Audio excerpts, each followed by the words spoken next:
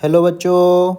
तो सवाल में बोला है 3 bars each of area of cross section A and length L are connected in series as shown in the figure. लेकिन कोई फिगर ही नहीं है तो हम बना लेंगे, ठीक है।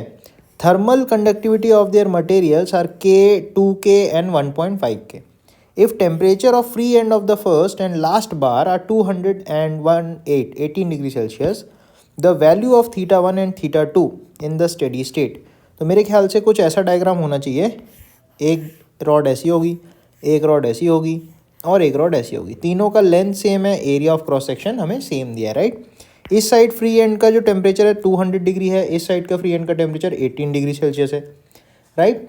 तो इसका के दिया है, थर्मल कंडक्टिविटी इसका 2K दिया है और इसका 1.5K दिया है। अब आप देखोगे जो हीट करंट है वो इनमें ऐसा जाएगा सीरीज में, तो तीनों में सीरीज के केस में हीट करंट जो होती है वो बराबर जाती है, राइट। तो अगर मैं heat current flowing through each of them लिखूं तो अपन लिख सकते हैं पहले के लिए के ए, मान लो बीच का टेम्परेचर यहाँ T1 है, मान लो यहाँ का टेम्परेचर कुछ T2 है, राइट। तो के ए डेल्टा टी, तो 200 माइनस T1 अपॉन पहले की length L, this will be equal to दूसरे का 2KA T1 minus T2 whole upon L, this will be equal to तीसरे का 1.5KA T2 minus 18 upon L।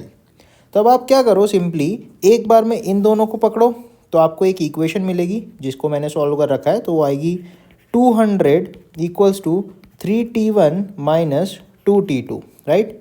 अब नेक्स्ट टाइम आप क्या करो, इन दोनों को पकड़ो।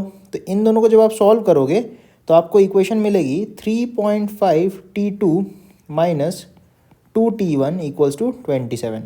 अब आप क्या करो, इन दोनों इक्वेशंस को, ये जो आई है हमारे पास, इन दोनों का आप एक दूसरे से सॉल्व करोगे तो आपको एक्चुअली T1 की वैल्यू मिलेगी 116 डिग्री सेल्सियस और T2 की वैल्यू आपको मिलेगी 74 डिग्री सेल्सियस। तो इस क्वेश्चन का सही आंसर हमारा ऑप्शन सी हो जाएगा। थैंक यू बच्चों।